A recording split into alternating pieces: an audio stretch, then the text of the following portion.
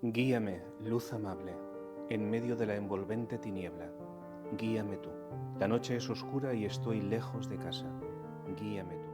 La relación de Newman con nosotros es muy estrecha. Hace muchos años, 3 seminaristas de la diócesis entonces de Madrid decidimos vivir juntos y compartir nuestra futura, todavía no estábamos ordenados sacerdotes, compartir nuestra futura vida sacerdotal juntos y nuestro trabajo sacerdotal y nuestra vida sacerdotal hasta la muerte. Nosotros no conocíamos prácticamente a Newman, muy poquito, no conocíamos a San Felipe Neri tampoco, casi nada. Luego nos ordenamos y a pesar de muchos problemas de todo tipo, externos, internos, de mucha gente, en fin, pues que se extrañaba de nuestra decisión, etcétera, mantuvimos pues una vida común dentro de las posibilidades que teníamos como sacerdotes diocesanos. Así hasta que, no sé, bastantes años después, 10 años creo así, recordar, conocimos a Newman de forma providencial.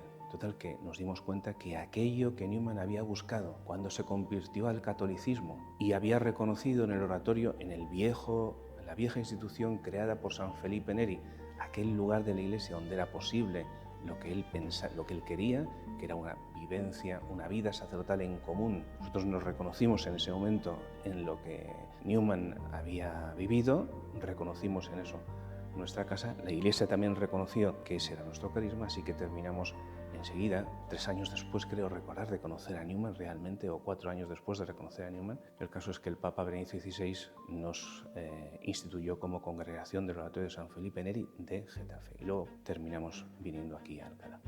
Así que el oratorio es eso, una comunidad que nace en torno al ejercicio de la paternidad de San Felipe en el ejercicio del sacerdocio, y que tiene una vida común muy fuerte, que reza y que aspira a la santidad en la vida ordinaria. Intentamos hacer exactamente lo mismo que hacía San Felipe. Nosotros, antes de venir aquí, ya había un grupo de gente, de laicos, que vivían, no sé si exactamente cómo vivían aquellos otros laicos en tiempo de San Felipe en Roma, en torno a él, pero de forma muy parecida. Desde luego, cuando nosotros vinimos aquí, muchos de aquellos laicos dejaron sus trabajos allí, buscaron trabajos aquí, dejaron sus casas allí, buscaron casas aquí y se vinieron y están aquí. Y nosotros nos dedicamos a hacer lo que hacía San Felipe, es decir, celebrar misa, confesar, predicar y cuidar a aquellos que se acercan a nosotros. Gracias a Dios, pues podemos mantener pues muchas misas a lo largo del día y un amplio horario de confesiones durante todo el día, cada día de la semana. Aquí hay una cosa particular y es el colegio. Cuando llegamos aquí había un colegio y bueno, pues intentamos hacer que funcione mejor cada vez y estamos empeñados en eso.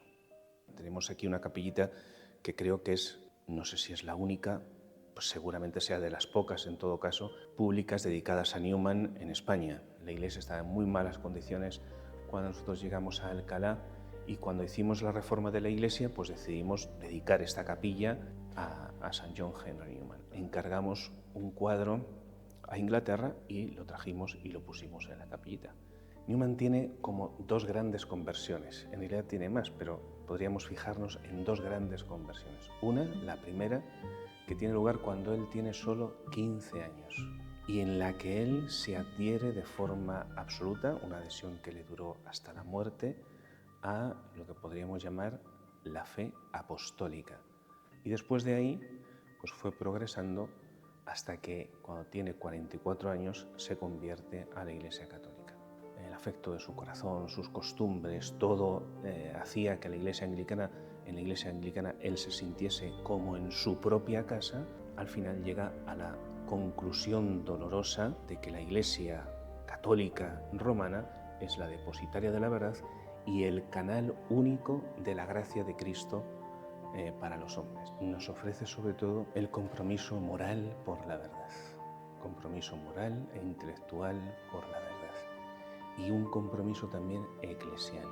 Newman, cuando se convierte en un sitio que se llama Littlemore, que es un pueblecito muy cercano a Oxford, donde él había sido hasta muy poquito antes profesor, y estando en Oxford había establecido unas relaciones personales muy intensas con miembros del movimiento de Oxford, que eran profesores como él de la universidad, pero también con sus alumnos. Y él entendía que la educación era fundamentalmente una cuestión de influencia personal. Lo que nos enseña fundamentalmente es que en el conocimiento de Dios hay una serie de cosas imbricadas, ¿no? Por un lado, una amistad que viene de la gracia de Dios y que camina hacia Dios, y la posición moral del hombre, que nadie se puede acercar a Dios sin antes empezar desde el principio un camino moral. Copatrono de la educación católica, nada menos que con Santo Tomás de Aquino, y de la educación justamente por esto, porque gran parte de su vida la pasó y fue un compromiso en la educación, primero cuando era profesor en Oxford, pero luego a lo largo de toda su vida. Luego, una de las primeras cosas que hizo siendo oratoriano en el oratorio de Birmingham fue establecer un colegio, el Colegio del Oratorio de Birmingham, y después, además de eso, la Iglesia le pidió que crease también la Universidad Católica en Irlanda para poder dar respuesta a las necesidades de los católicos ingleses e irlandeses que no tenían la posibilidad de acudir a Oxford o a Cambridge para recibir la misma calidad de educación que los anglicanos. El doctorado, el ser doctor de la Iglesia, es algo más, que significa que la Iglesia reconoce en él una doctrina eminente y una ejemplaridad que hace que una cosa y otra nos sirva no solo de modelo, como todos los santos, sino como una luz para poder caminar en el presente hacia el futuro. Y eso tiene mucho que ver, yo diría, que sobre todo con tres elementos fundamentales: su doctrina sobre la conciencia, su doctrina sobre la fe y su doctrina sobre el desarrollo del dogma. Guarda tú mis pasos. No pido ver el lejano horizonte, un paso más me basta. Antes yo no era así, jamás pensé que tú debieras guiarme. Amé elegir y controlar mi propio camino, pero ahora guíame tú.